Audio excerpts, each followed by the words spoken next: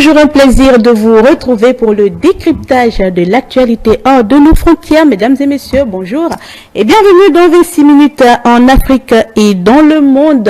Deux sujets sur la table encore ce dimanche, deux visages de la politique en Afrique. Bien sûr au Sénégal, la condamnation judiciaire du Premier ministre Ousmane Sonko qui vient d'être confirmée. On va en débattre avec nos invités. Au Cameroun, Paul Biya qui s'annonce comme candidat du RDPC à la présidentielle de 2026. Et pour en parler, nous avons sur ce plateau un juriste, un analyste géopolitique à qui nous allons poser les vraies questions. Régis Arossi, bonjour. Bonjour Maël, bonjour Rodolphe et bonjour à nos téléspectateurs. Un plaisir de vous retrouver. Rodolphe Ataï, bonjour. Bonjour Madame Maël, bonjour à mon confrère Régis et bonjour à nos téléspectateurs. Alors, je l'annonçais, la Cour suprême a confirmé la condamnation de Ousmane Sonko pour diffamation, bien que cette décision n'entrave pas ses fonctions actuelles de Premier ministre grâce à la loi d'amnistie adoptée. Elle relance alors le débat sur l'indépendance de la justice sénégalaise et les conséquences institutionnelles pour un pouvoir qui se voulait de rupture. Rodolphe Ataï, j'adresse la première question à vous parce que j'en appelle d'abord à vos compétences de juriste. Cette condamnation est-elle purement juridique ou éminemment politique? Alors, il faut d'abord quand même essayer de planter le décor en allant vers la situation de cette condamnation-là. Il faut essayer d'abord de rappeler que c'est une condamnation qui a été confirmée par la Cour suprême. Ce qui voudra dire que la condamnation a déjà pris part devant les instances de premier ordre, donc de premier degré, donc les tribunaux de première instance, passer en appel avant de débarquer devant la juridiction donc de la Cour suprême, qui, il faut le rappeler, est le dernier degré de jugement. Autrement, cette condamnation ne peut plus être susceptible d'attaque ou de recours, excepté certaines circonstances que nous connaissons. Alors, j'ai l'habitude de dire, et tout juriste le sait, le juge est la bouche du législateur. Le juriste, lorsqu'il prend sa casquette de magistrat, donc fonctionnaire de l'État, de la justice, il ne peut, en sa qualité de magistrat, que faire ce qu'on appelle le ius dicere. Il ne peut pas faire du ius facere, c'est-à-dire qu'il n'écrit pas le droit, il ne fait que dire, interpréter ce que la loi a prévu. Et justement, et c'est là, au fait, que nous attendons en Afrique, au fait, la plupart des juridictions, puisque cela participe à ce que nous appelons l'indépendance du pouvoir judiciaire. Tout le monde, ou la plupart, je suis sûr, la majorité de mes confrères juristes, serait dans la posture d'attendre, de s'attendre à ce que, comme on en a l'habitude en Afrique, que, évidemment, cette décision de condamnation ne puisse pas, évidemment, être en la défaveur du Premier ministre Ousmane Sonko. Mais, on a vu la Cour confirmer une condamnation, ce qui voudra dire que, malgré son statut de Premier ministre, au regard des faits, la Cour, donc, a accepté et a dit le droit au lieu de dire de la politique. Bon, entre griffes, dire de la politique. Donc, ce qui voudra dire que la Cour, à l'instant, c'est-à-dire au premier degré, n'a fait que dire le droit. N'a pas pris en compte des considérations politiques. Et justement, ce qui est à son acquis. Puisque le juge n'est pas là pour vérifier quel est votre statut politique, quel est votre statut de fonction, quels sont vos degrés. La justice ne devrait pas tenir compte de ces considérations. La justice n'a qu'à interpréter ce qui lui est soumis du point de vue du droit et apprécier justement et à juste valeur, interpréter la situation conformément au droit. Et n'oubliez pas que lorsque nous allons en appel, donc devant, lorsque vous formez pouvoir contre une décision devant la juridiction suprême, elle ne vérifie plus les faits. elle n'a qu'à vérifier au fait si l'interprétation de la loi a été bien faite. Et justement, si elle a confirmé, c'est que pour la Cour, les interprétations qui ont été faites ont été parfaitement légales. Alors, quelle est l'analyse du géopolitique sur la question? Déjà, je suis très content d'entendre l'analyse du juriste sur le plateau, Monsieur Rodolphe. Et par rapport à cette question, il faut déjà planter le décor comme on a l'habitude de le faire. Il faut savoir que, oui, il faut revenir sur les faits, aussi sur le contexte dans lequel le Sénégal est actuellement. On sait que pour que le gouvernement actuel soit mis en place, il y a eu beaucoup de choses qui se sont passées entre 2021 et 2024. Il y a eu beaucoup de revendications et le chef de pôle, le chef de file de ces revendications, c'était Ousmane Sonko. Et il y a eu beaucoup, on va dire, d'attaques ou d'une certaine manière des revendications ou des preuves ou des choses qui ont été sorties contre Ousmane Sonko pour d'une certaine manière faire en sorte que celui-ci ne puisse pas se présenter. Et c'est ce qui s'est finalement passé. On a vu Ousmane Sonko qui n'est pas forcément le président, mais ils ont pu trouver la stratégie qu'il faut pour que ce dernier soit fasse partie donc de ce duo entre Bassirou Diomaye Faye et Ousmane Sonko. Mais au-delà de cela, il faut aussi noter que Ousmane Sonko avait fait l'objet de la condamnation dont on parle. Ce n'est pas, elle ne date pas d'hier, elle date depuis avant ces élections, et c'est ce qui avait été l'un des éléments qui a donc d'une certaine manière entravé la stratégie que Ousmane Sonko avait mis en place. Mais une chose est sûre, cette décision a donc pris tout un processus, comme le juriste vient de le dire.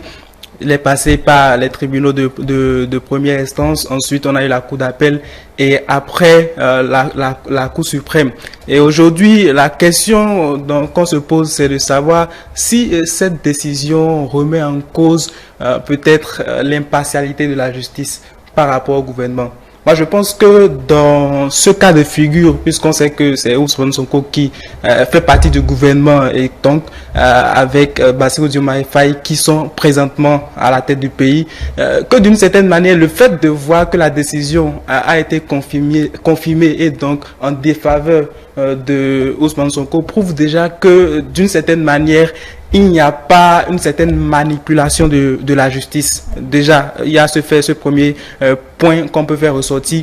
Et au-delà de cette remarque, il faut aussi noter que dans le processus et dans le fait que la Cour suprême a confirmé cette condamnation, il faut noter cet élément-là qu'on a vu dans le processus. C'est Ousmane Sonko qui avait fait ressortir qu'il existait un document, un rapport de l'inspection générale des finances qui prouvait que l'ancien ministre donc de Macky Sall, je pense que c'est le ministre du tourisme, avait selon lui fait objet d'un détournement de fonds. Et donc que ce document-là était la preuve. Mais quand on a demandé à Ousmane Sonko, au Premier ministre Ousmane Sonko, de faire sortir le document, il n'a pas pu le faire sortir. Et il paraît que ce serait pour des raisons du fait que s'il sortait ce document, ça allait être considéré un peu comme un recel de documents administratifs. Et donc, tout cet élément-là, le fait de n'avoir pas aussi présenté ce document, a fait en sorte que a joué un peu contre lui. Et maintenant, dans sa position de Premier ministre, il a peut-être le document à mettre à disposition. Mais une chose est sûre, ces éléments qui n'avaient pas été présents pendant tout le processus jusqu'à présent confirment le fait que la décision de la justice est tout à fait normale dans ce cas de figure. Merci à vous. Alors, Rodolphe Ataï, cette condamnation, la fonction de Premier ministre de façon générale n'est-elle pas affaibli par cette condamnation?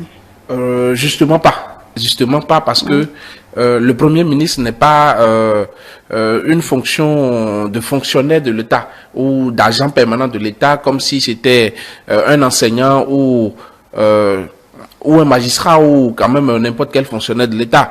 N'oubliez pas, c'est un poste politique. Vous y accédez par nomination et évidemment vous pouvez vous faire éjecter de poste également par bien sûr le président de la République qui est le chef de pouvoir exécutif. Donc, cela n'affaiblit en rien le pouvoir du Premier ministre, mais bien au contraire, pour ma part, je pense que cela constitue pour le peuple sénégalais en particulier, et peut-être pour tout Africain en général, que l'indépendance du pouvoir judiciaire que nous avons l'habitude de souhaiter et pour laquelle nous militons tous, c'est justement cela. La fonction de qui que ce soit ne devrait être considérée comme étant une facilitation ou un privilège pour faire entorse à la loi. Autrement, la fonction reste telle qu'elle est, avec d'ailleurs toutes les attributions qui y sont associées. Et n'oubliez pas que récemment, le président sénégalais disait qu'il n'était d'ailleurs pas contre l'extension même du pouvoir du Premier ministre. Donc, bien au contraire, cette condamnation n'a rien à voir avec dans l'affaiblissement de la fonction. Moi, je pense plutôt que cette condamnation confirme une fois de plus l'indépendance du pouvoir judiciaire au Sénégal.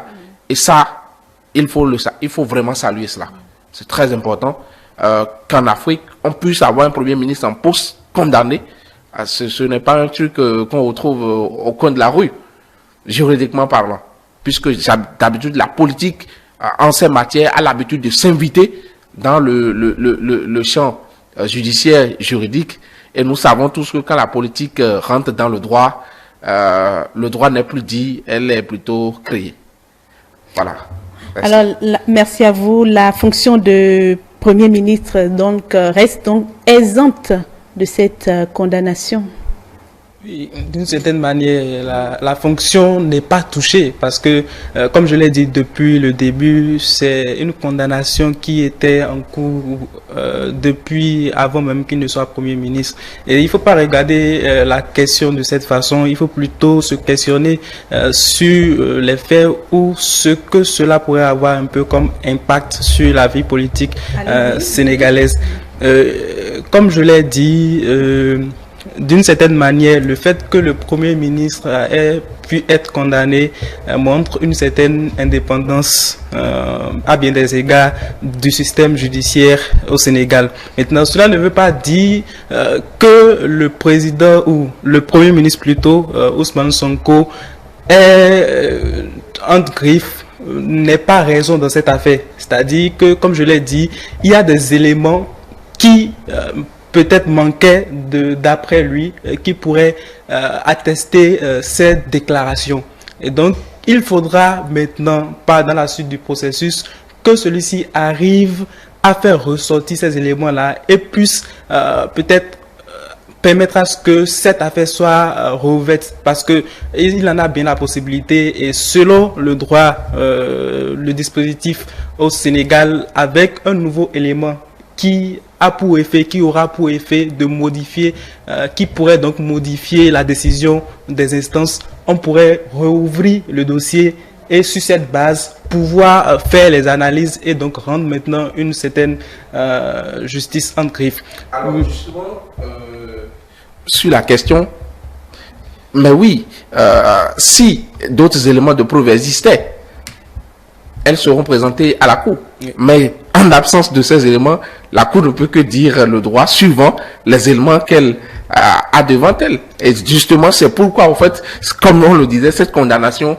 doit être vraiment appréciée par tout le monde. Si les preuves demain se présentaient à la Cour, évidemment, elle appréciera également ce moment-là. Oui, je suis tout à fait d'accord avec vous. Et ce que je suis en train de dire, c'est qu'il ne faudrait pas dire que dans cette affaire, il n'y aurait pas de suite. C'est ce que je suis en train de faire ressortir, justement. Donc, ce n'est pas une affaire qui qui va rester peut-être statique, parce que le Premier ministre Ousmane Sonko l'a dit qu'il ne va pas en rester là et qu'il va certainement saisir le ministre de la Justice. Et si éventuellement les éléments qui prouvent qu'on devrait rouvrir l'affaire sont disponibles, on pourra le faire. Et au-delà de cela, au-delà donc de cette impartialité ou de cette indépendance de la justice dont on est en train de parler, il faut aussi voir l'impact que cela pourrait avoir sur le plan politique.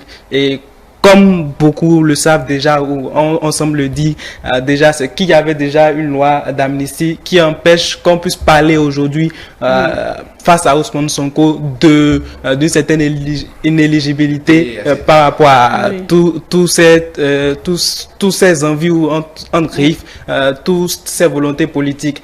Et par la suite, il faut aussi noter cette partie ou cet élément de 200 millions d'amende qu'il devrait verser à la victime. Bon, je pense que par rapport à cet élément aussi, Ousmane Sonko ne va pas laisser faire et va chercher à prouver en griffe que cette personne ou la personne contre laquelle on parle aujourd'hui de diffamation en parlant d'Ousmane Sonko puisse être condamnée pour les faits de détournement. Et cela est important, il faut le notifier aussi parce que le Sénégal se retrouve dans un contexte assez compliqué sur le plan économique.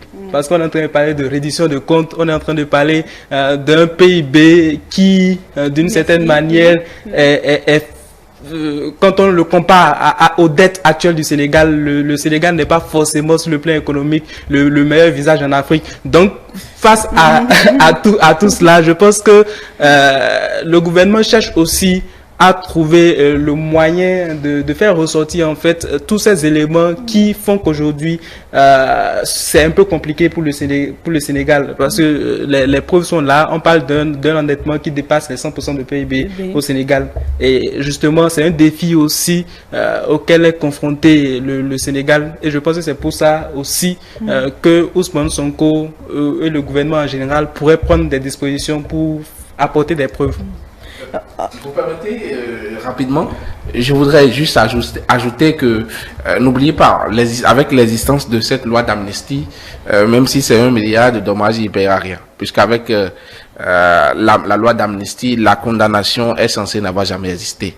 En réalité, lorsque l'amnistie efface la condamnation pour le présent et l'avenir. L'amnistie est temporaire. Elle n'entrave pas les fonctions de Premier ministre. Non, pas du tout. Mais quel sera alors le regard des, les regards des populations après sur Ousmane Sonko une fois qu'il se serait départi de ses fonctions, il ne serait plus Premier ministre. Alors, il faut penser peut-être à l'après-fonction également. Oui, l'après-fonction... Sa réputation, peut-être pour d'autres, mais sur le plan juridique, toujours, comme on a l'habitude de le dire, si vous me posez la question de savoir, est-ce que Régis est une personne de bonne moralité, par exemple, au Bénin, la Cour constitutionnelle nous a dit que la bonne moralité d'une personne s'apprécie à l'égard de son casier judiciaire. Autrement, comme on le dit, avec l'existence de cette loi d'amnistie, la condamnation ne va jamais figurer sur le casier judiciaire de Ousmane Sonko. Ça, c'est le premier principe. Par conséquent, en fait, cette condamnation, pour la personne qui n'aurait pas suivi, par exemple, cette situation, il ne sera jamais au courant de cette condamnation, vu qu'elle ne figurera pas sur son casier judiciaire. Donc, la condamnation est sans effet, au fait. Mais jusque la justice, en confirmant la condamnation pour nous autres, montre au fait clairement que la politique ne fait pas entrave au fait à l'interprétation réelle et vraie du droit au Sénégal. C'est ce que je... Maintenant, du point de vue, peut-être des Sénégalais, du peuple, peut-être l'appréciation, bon, est-ce que réellement, ou peut-être pour d'autres, la perception personnelle, vous savez, ça reste toujours personnel. Chaque citoyen aura toujours son opinion sur la condamnation et autres. C'est ce que je pense quand même. Hein. Merci à vous, Régis Arrossi. Alors, quelle répercussion de la condamnation de Sonko sur le pouvoir actuel, de façon générale? Question thématique. Comme je l'ai dit auparavant, je pense que d'une certaine manière, il n'y aurait pas vraiment de conséquences sur le gouvernement en général. Il peut y avoir peut-être une certaine, je vais dire, une certaine prise de conscience au niveau du gouvernement par rapport à la gestion même de la chose publique, parce que d'une certaine manière, s'il est avéré que le document dont fait cas Ousmane Sonko, le Premier ministre Ousmane Sonko, est une preuve tangible du fait qu'il y aurait peut-être eu, en tout cas, le fait qu'il y a déjà même des soupçons de détournement, ce n'est pas forcément intéressant pour un gouvernement. Et donc, je pense que le gouvernement en place va sur ce point-là travailler à ce que cela ne puisse pas exister au cours de leur exercice, par exemple. Et au-delà de cela, il faut aussi notifier que la justice sera aussi d'une certaine manière beaucoup plus regardante sur la gestion de la chose publique aussi, et également le peuple, puisque ce sont ces affaires ou ces faits, ces éléments qui font que le peuple, d'une certaine manière, s'intéresse aussi à ce qui se passe. Parce que s'il n'y avait pas ce genre de cas, on pourrait laisser passer totalement certaines choses. Alors que là, au moins, certaines personnes ont pu observer, certaines personnes ont pu donner leur avis et pourront, d'une certaine manière, avoir des éléments de critique. Et la critique n'est pas forcément négative, elle est aussi positive, elle a son côté positif. Et donc, tout cela va aider à ce que tout le monde soit impliqué dans la gestion de la chose publique. Et je pense que c'est une bonne chose pour le gouvernement. Merci à vous. Alors, on va embrayer rapidement sur le second sujet puisque le temps file déjà. Je reste avec vous, Régis Rossi, analyste géopolitique. Lui, il est l'un des plus anciens chefs d'État encore en exercice dans le monde à 91 ans. Paul Biya est confirmé comme le candidat du RDPC pour l'élection présidentielle de 2025. Alors, une candidature de continuité. Paul Biya est là depuis plusieurs années et on pourrait se demander, bon, avec tout ce statut, l'âge peut-être avancé, pourquoi revenir? On se demande quelle est sa capacité à gouverner. Est-ce qu'il a toujours la capacité de gouverner? Je pense que sur le plan, bon, si on veut revenir sur le plan juridique par exemple, il n'y a pas une certaine limite qui est faite au plan du dispositif camerounais. Donc, si ce dispositif considère que même à 92 ans, le président ou toute personne a la capacité de continuer et donc de revenir comme candidat, je pense que c'est tout à leur droit. Mais au-delà de cela, il faut aussi reconnaître que oui, l'âge est avancé et que parfois l'âge pourrait avoir un certain impact sur la gestion. Bon, c'est un cas à ne pas forcément faire sortir. On a vu avec l'ancien président des États-Unis d'Amérique qui à un certain moment, on sentait quand même qu'il y avait des moments où il chancelait un peu. Et au-delà de cet aspect, il faut aussi voir sur le plan social au Cameroun, c'est pratiquement la population, la majorité de la population n'a plus de 35% qui sont jeunes et des personnes qui sont nées et qui n'ont connu que le président Paul Biya. Et on pourrait se demander, donc, face à ça, est-ce qu'il ne serait pas mieux qu'une autre personne puisse venir? Mais cela fait ressortir aussi d'autres questions pour savoir si quelqu'un peut déjà faire l'unanimité pour remplacer Paul Biya ou si après les élections avec une autre personne au pouvoir, qu'est-ce qui pourrait advenir? Ce sont des questions aussi légitimes qu'il faudrait se poser face à cette candidature de Paul Biya. Merci à vous, Rodolphe Ataï. Alors, quel bilan peut tirer concrètement de la gestion de Paul Biya jusqu'à ce jour? Je dirais que votre question est un peu titillante, mais d'abord, prenons les choses telles qu'elles sont. Première chose, Paul Biya, président plus de 4 décennies. Je suis désolé. Le pragmatisme voudrait que pour nos juristes, passionnés sinon très intéressés par les questions de droits humains, les questions de démocratie, les questions de gouvernance, de très bonne gouvernance. Non, permettez, de très bonne gouvernance d'ailleurs. La première des choses. Je vais aller droit au but. Juste qu'il faut quand même préciser sur la base de quoi je veux donner d'abord mon avis. Donc la première des choses, président depuis plus de 40 ans, je suis désolé. La candidature en est de trop. Première chose, puisqu'il n'y a jamais eu d'alternance au pouvoir, pour nous, depuis plus de 45 ans, de 40 ans maintenant, 10 décennies. Deuxième chose, l'âge avancé. Nous avons vu, comme le disait mon confrère tout à l'heure, Régis, mon vis-à-vis, on a vu le président américain Joe Biden renoncer à un second mandat aux États-Unis, alors qu'il était âgé de 86 ans, si je me rappelle très bien, entre 82 et 86. Mais Paul Biya, 92 ans, toujours candidat. Maintenant, vous savez, j'ai l'habitude de dire que il est très facile de critiquer de l'extérieur. Il faut parfois faire preuve de vigilance et aller questionner le peuple. Le peuple, c'est l'ensemble d'abord de la population camerounaise.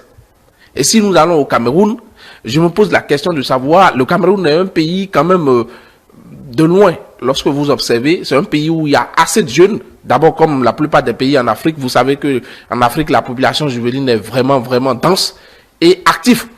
Mais on se pose la question de savoir pourquoi ou comment est-ce que nos dirigeants, les dirigeants dans ces pays-là, où la continuité reste et demeure, n'ont pas de véritable successeur digne de ce nom, formé quand même à la gouvernance, à la chose politique au sein de leur pays. Or, il ne faut pas quand même l'oublier. Dans ces pays, vous allez trouver des jeunes, des personnes qui militent, qui quand même sont des figures emblématiques dans la gouvernance, ou quand même qui ont des idées au fait de gouvernance que vous voyez. Donc, cela, pour moi, soulève d'abord une question d'alternance que nous ne trouvons jamais au pouvoir. Or, je vous ai toujours dit que l'alternance est gage de la bonne gouvernance et gage de la démocratie, puisque c'est quand on change la tête, quand on change la politique de développement, qu'on peut arriver à un moment donné à emprunter la route du développement. Si chaque jour, ce sont vos idées qu'on va développer, si jamais donc votre idée n'est pas la bonne, c'est que jamais on va jamais développer l'idée qui est la bonne. Deuxième chose, par rapport à sa santé. Est-ce que jusque-là, je l'ai suivi dans son interview où il disait, bon, il est très bien portant, il est encore en forme, il peut encore assurer. Tant mieux. Alors qu'adviendrait-il si, évidemment, en coup de mandat, la santé n'était plus au point? C'est la question à $1000 et je pense qu'il est mieux de céder la tête. Il vaut mieux quitter les choses avant que les choses ne vous quittent. C'est sur ces mots que je vais finir. Merci. Merci à vous, Régis Arotsi, très rapidement pour finir. Alors, pour vous, une candidature de trop? Oh, une candidature de trop, on pourrait le dire, ça dépend des personnes qui regardent. En tout cas, pour l'opposition au Cameroun, c'est une candidature de trop. Et qu'est-ce qui pourrait favoriser cela? C'est le fait qu'ils n'ont pas la chance de pouvoir se mettre au pouvoir, et aussi le fait que ils ont des craintes. Parce que quelqu'un qui est resté au pouvoir pendant 40 ans, s'il présente une nouvelle, il se présente, ce n'est pas évident que même s'il y a des concurrents, que celui-ci, que celui-ci ne soit pas réélu. Donc, c'est une certaine crainte de la part de l'opposition déjà sur ce fait. Et de l'autre côté, on a ceux pour qui ce n'est pas une candidature de trop. Les partisans de Paul Biya vont toujours justement, le soutenir. Le RDPC et le RDPC est une base assez solide, mais est-ce que l'adhésion populaire y est toujours? Je pense que d'une certaine manière, tant qu'on parle du RDPC, de façon générale, en tout cas de l'observation qu'on fait depuis de loin, on voit bien que ces derniers n'ont aucun souci par rapport à la candidature de Paul Biya. Et au-delà de cela, il y a aussi une partie de la population, tant soit peu, qui soutient Paul Biya. On a cet engouement par rapport à sa candidature. Donc, je pense que c'est vrai, sur le papier ou sur le terrain, ça peut être compliqué d'avoir ou de déboucher sur le fait que à la tête du gouvernement camerounais, il y a eu un changement, mais l'opposition doit faire un travail vraiment assez conséquent pour soit convaincre le Paul Biya de vraiment laisser, soit travailler à être d'une certaine manière plus influent, parce que c'est ça aussi, l'opposition paraît assez faible au Cameroun face au RDPC, et ça ne joue pas forcément en leur faveur par rapport à cette candidature. Merci à vous. Malheureusement, on a le temps est parti. Mesdames et messieurs, c'était 26 minutes en Afrique et dans le monde. Merci à nos invités, Rodolphe Ataï, juriste, Régis Arossi, analyste géopolitique. Merci à vous également, chers téléspectateurs. On se donne rendez-vous dimanche prochain pour un nouveau numéro.